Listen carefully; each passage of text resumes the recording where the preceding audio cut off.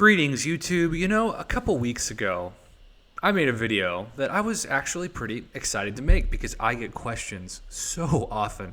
We're talking weekly about what the best mastery setup is, and because a lot of people know that I grind a lot, people ask me all the time, what is your mastery setup? So, thinking I knew what I was doing, I put together a mastery video that talked about what I use to be the best in terms of PI in the arena without sacrificing the suicide mastery setup, and at the same time, also something that I can be very competitive in Alliance Quest, Alliance War, and questing in general. So, I felt pretty good.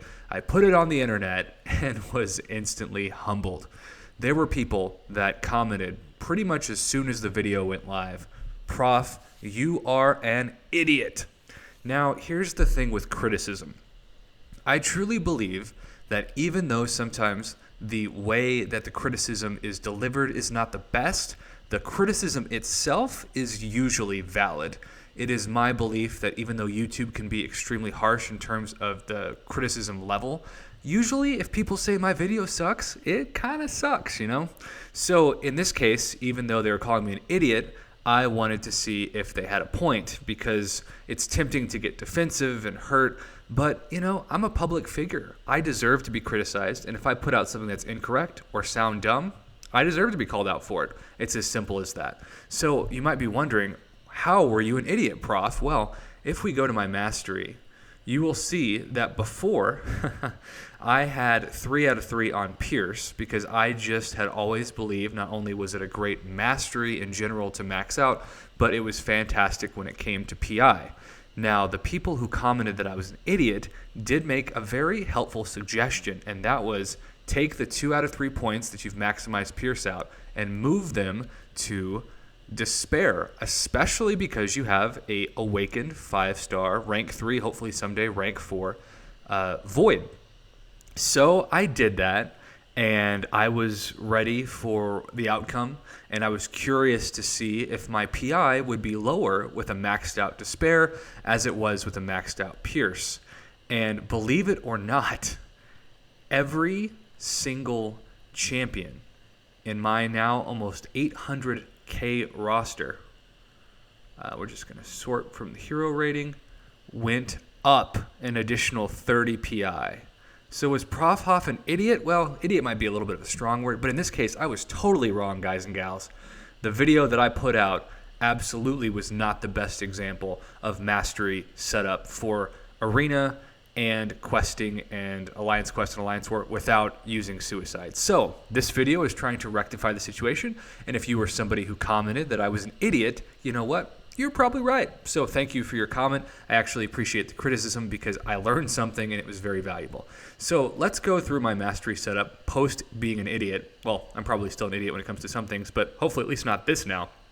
You will see in the setup, I still only have Glass Cannon in the Suicide Mastery, which is the top right tree of offense used. I think Glass Cannon, the better you become at dexterity and parry, you're not going to get hit anyways. And I'm just somebody who assumes that if I allow somebody to hit me in a multi-hit combo, I should die anyways. I don't care if it's Labyrinth of Legends or the Uncollected Monthly Quest or Alliance War or even Alliance Quest, especially Alliance Quest Day 5. If I'm going to allow myself to get hit, I deserve to lose a life.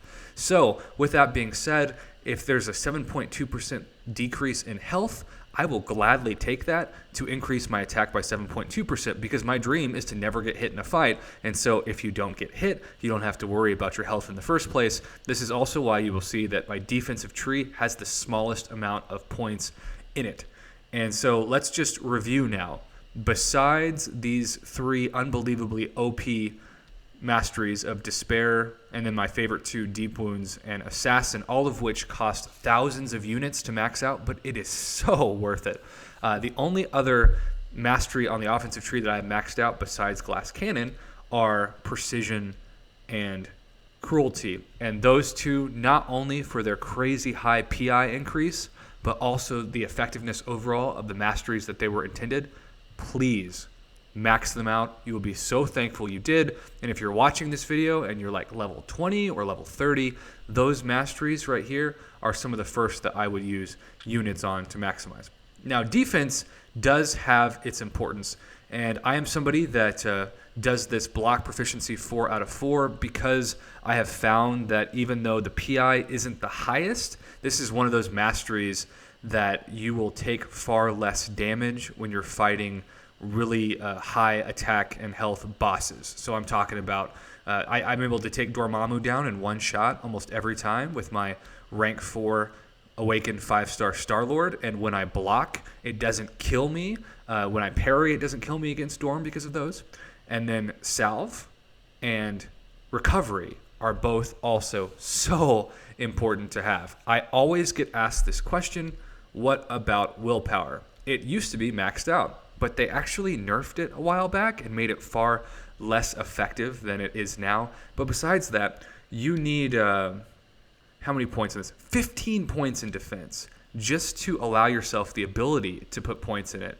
And personally, between the sacrifice in prestige and also the sacrifice in other aspects of the offense and utility trees that can be much more effective overall, you're just simply shooting yourself in the foot by putting enough points in defense to awaken and ultimately maximize willpower. So maybe you should do it at the beginning if you really, really need that health tick. But the better you get at the game and the less you get hit in general, the less you're going to want to rely on willpower anyways. So the better you get at the game, the less you want to focus on willpower. And then lastly, utility. I still have never regretted not maximizing Mystic Dispersion, but with that said, 4 out of 5 is a really good percentage to have. I go up against Groot every day in Alliance Quest Map 5, and certainly that's more than enough with my magic to get to a special 3 and just absolutely wreck Groot. I also want to say that in a dream scenario, I would have 2 more points, and the first thing I would do is put them in Petrify, and then eventually, if I had a third, I would max out Pacify as well. But I do believe it's very clear from both a prestige standpoint and an effectiveness standpoint. At this stage in the game, you only need 1 in Dexterity. I see a lot of people who send me their mastery builds, and they say, hey, Prof, what do I need to change? And a lot of people have 3 out of 3 in Dexterity for some reason. If you time it right, you will still evade pretty much all projectiles with just 1 out of 3. So save those 2 points and put them someplace else. I still think maximizing parry and then having Stupefy go along with parry are 2 requirements for any summoner long-term in the game. You do not want to leave points out on the board with your mastery setup without those 2 maxed out.